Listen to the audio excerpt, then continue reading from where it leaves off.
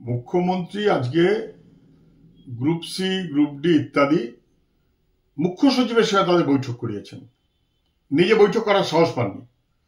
এর আগের দিন যোগ্য শিক্ষক বলে নিজের দলের লোকদের ডেকেছিলেন এবং ডেকে যা যা বলেছেন ঠিক তার উল্টো কাজ করেছেন। সুপ্রিম কোর্টের সমস্তটাকে মেনে নিয়েছেন, রিভিউ পিটিশন করেননি। ফলে মুখ্যমন্ত্রী যেহেতু ধরা পড়ে গেছেন, সেই কারণে আজকে নিজে সভা করেননি, মুখ্য সচিবকে বসিয়েছেন এবং সেখানে ওই ফোনে ফোনে কি সব বার্তা দিয়েছেন। তার মূল কথাটা কি? মূল কথাটা হচ্ছে নাকের বদলে নরুন দিলেন।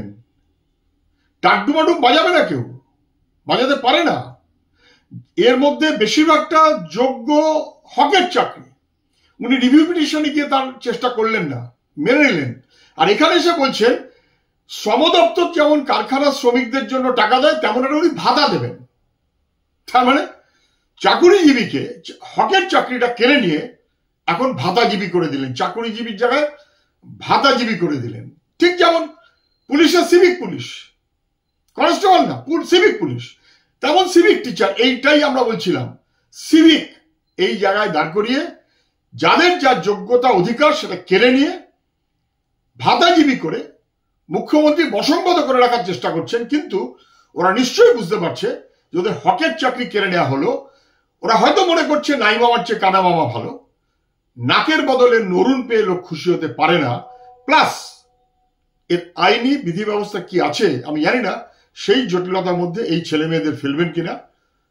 মুখ্যমন্ত্রীর উচিত ছিল রিভিউ পিটিশনে যাওয়া, যারা টাকা চুরি করেছে তাদের বাঁচাতে গিয়ে, যারা টাকা খেয়েছে তাদের পাশে উনি থাকতে গিয়ে আজ এই সমস্ত যোগ্য ছেলে মেয়েদের পর্যন্ত বঞ্চিত করলেন। দুর্ভাগ্য আমাদের। যাই হোক, নাই বাবার চেয়ে কানা বাবা ভালো, এটা হয়তো ওরা মনে করছেন। কোথা থেকে টাকা দেবেন, কিভাবে টাকা দেবেন? কালীঘাট বেচে টাকা দিন, যারা চুরি করেছে তাদের থেকে টাকা দিন। জটিলতার মধ্যে এদের আবার ফেলবেন না। তিনজন মানুষ যারা পর্যটক, তারা কাশ্মীরে খুব দুর্ভাগ্যজনক, দুঃখজনক, নিন্দার ব্যাপার, কোনো সন্দেহ নেই, তাদের যেভাবে মারা হয়েছে এটা ভয়াবহ। তাদের পাশে কেন পশ্চিমবাংলা, কেন গোটা রাজ্যের মানুষই দাঁড়াবে? দেখছেন না, কাশ্মীরের মানুষ পর্যন্ত এই যে ঘটনা ঘটেছে তার বিরুদ্ধে বন্ধ পালন করেছে। ফলে এদের পাশে সবাই থাকবেন, এটা স্বাভাবিক। তাদের সাহায্য করা উচিত, সমস্ত সরকার করে, আমাদের রাজ্যের সরকারও করেছেন বা করবেন, কিছু একটা বলেছেন।